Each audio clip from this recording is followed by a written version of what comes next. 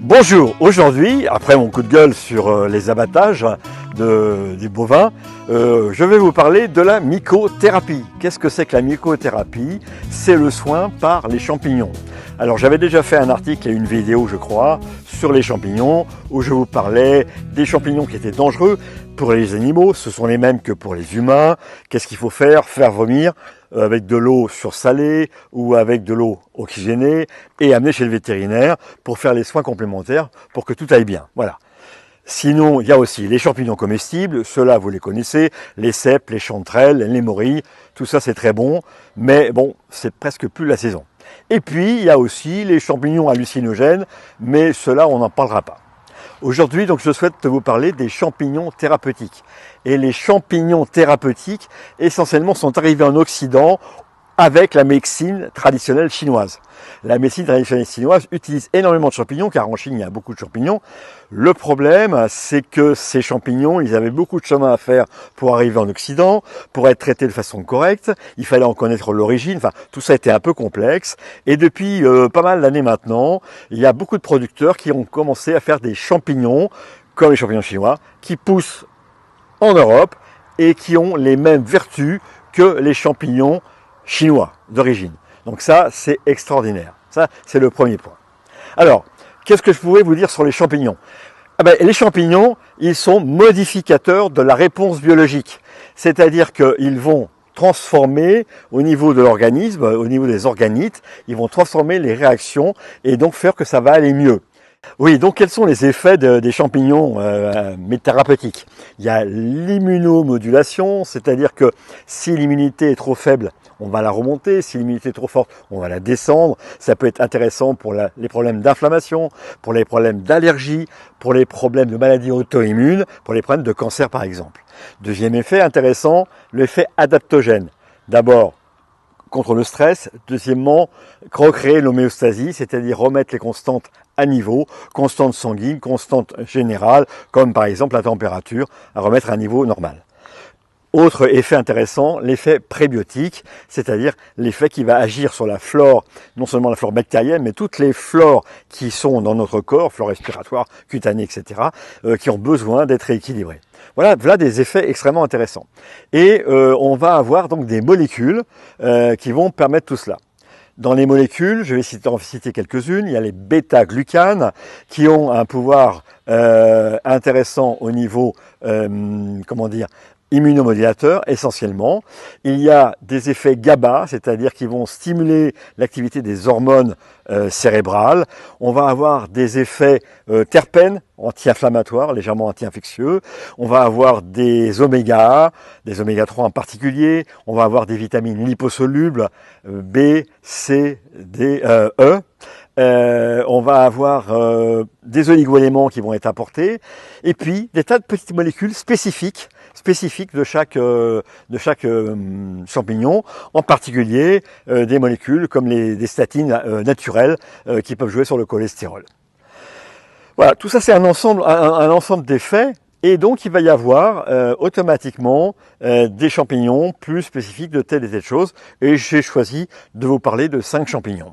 En premier, Ganoderma lucidum, qu'on appelle reishi, qui est certainement le champignon thérapeutique de la mycothérapie le plus connu, qui a des effets immunomodulateurs évidents et qui est très intéressant dans des tas de maladies.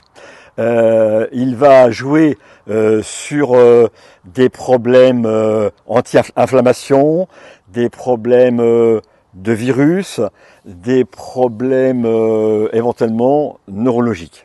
Il est un petit peu passe-partout. Sur toutes les maladies auto-immunes, on utilisera le reishi, et d'ailleurs dans les synergies, dans les mélanges de champignons, on aura le reishi. En deuxième, un champignon extrêmement intéressant, Hericium erinaceus, qu'on appelle crinière de lion, tout est dit là-dedans, qui lui a des effets très différents, mais sur deux endroits particulier, d'une part au niveau neurologique et d'autre part au niveau abdominal. Au niveau neurologique, c'est un champignon qui va avoir un effet sur la mémoire, qui va apaiser, diminuer les maladies dégénératives qu'il peut y avoir chez les humains, mais qu'il y a aussi chez les animaux. Donc ça, c'est extrêmement intéressant. Et en deuxième lieu, au niveau de l'abdomen, il va y avoir un effet sur les dysbioses et tous les troubles gastro-intestinaux. C'est-à-dire que pour nos animaux à nous, ce qu'on appelle la MICI, les maladies inflammatoires chroniques de l'intestin, l'Erinacéus, donc la crinière de lion, va être totalement indiquée. Et ce qui est d'autant plus intéressant, c'est que cette crinière de lion est efficace à la fois sur les problèmes neurologiques et les problèmes digestifs, abdominaux, et que la plupart du temps, chez les animaux, comme chez les humains, il y a des troubles d'ordre psychologiques, neurologiques, qui sont liés à des troubles digestifs. Et donc, on a là un champignon qui a la capacité d'agir sur les deux. En troisième lieu, il y a un champignon dont il est important de parler. Peut-être que chez les animaux, on n'en sent pas toujours le besoin, mais il peut avoir son utilité. C'est le cordyceps. C'est Cordyceps sinensis, le cordyceps chinois, qu'on appelle cordyceps, qui est un effet stimulant général, en particulier sur le squelette, les articulations et les muscles, donc déjà important, hein, donc tonique général. Il va avoir un effet tonique stimulant sur la respiration, donc toutes les pathologies respiratoires peuvent être améliorées par le cordyceps sinensis et la sphère urogénitale. Donc ça va être un champignon à la fois pour redoper, regonfler, et c'est aussi un champignon qui va être donné aux sportifs. Bon, les chiens sportifs, il y en a plein, donc on peut leur donner du cordyceps. Après le cordyceps, je vais vous parler de l'Antinula edulis, j'ai beaucoup de mal à dire ce nom-là, que l'on connaît sous le nom de shiitake. Le shiitake, c'est le champignon de l'immunité. On veut stimuler l'immunité, on va mettre du shiitake.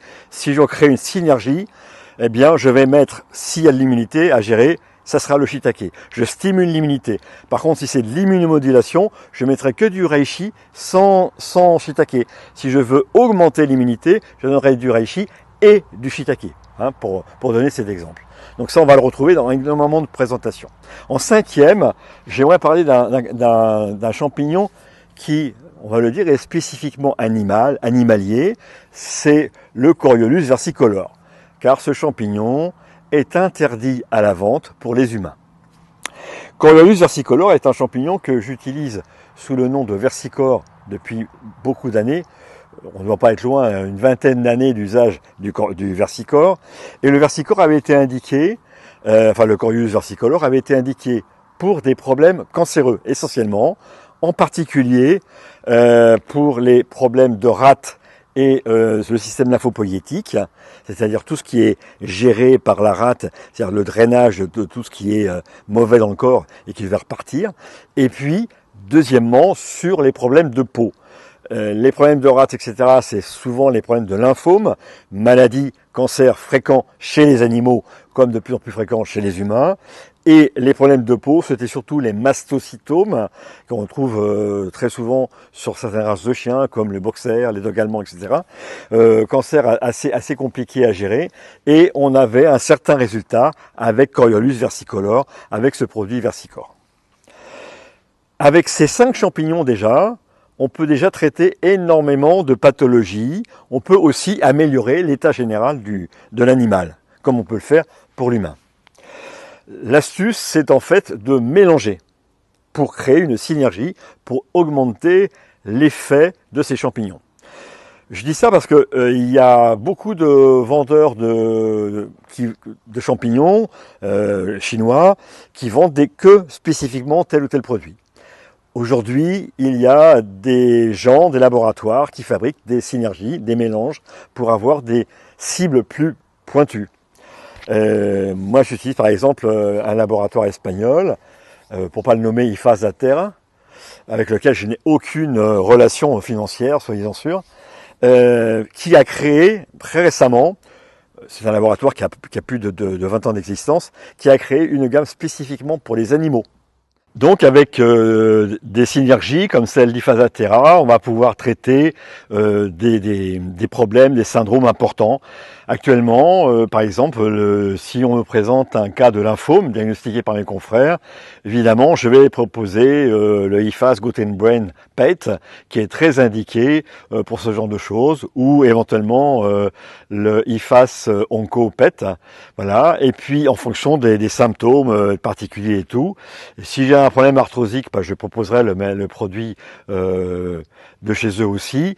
Et puis, sur des problèmes d'immunité basique, j'utiliserai l'autre produit, c'est-à-dire l'IFAS Immune PET, qui est un produit qui permet de stimuler l'immunité et éventuellement de la moduler. C'est très important de moduler puisqu'il y a des expressions de maladies qui sont liées à un trop plein d'immunité, comme les phénomènes allergiques, comme les maladies auto-immunes qu'on trouve aussi de plus en plus chez les animaux. Voilà, donc ça a plein d'applications, c'est extrêmement intéressant. Juste pour noter qu'on s'est rendu compte que l'ADN des champignons était plus près de l'ADN des animaux que de l'ADN des végétaux, ce qui veut dire que peut-être les champignons sont plus près de nous. Et sachant que dans chaque champignon, il y a 400 molécules différentes, on a devant nous des remèdes excellents, extraordinaires, qui paraissent pas comme ça formidables, mais qui en fait amènent un mieux chaque jour.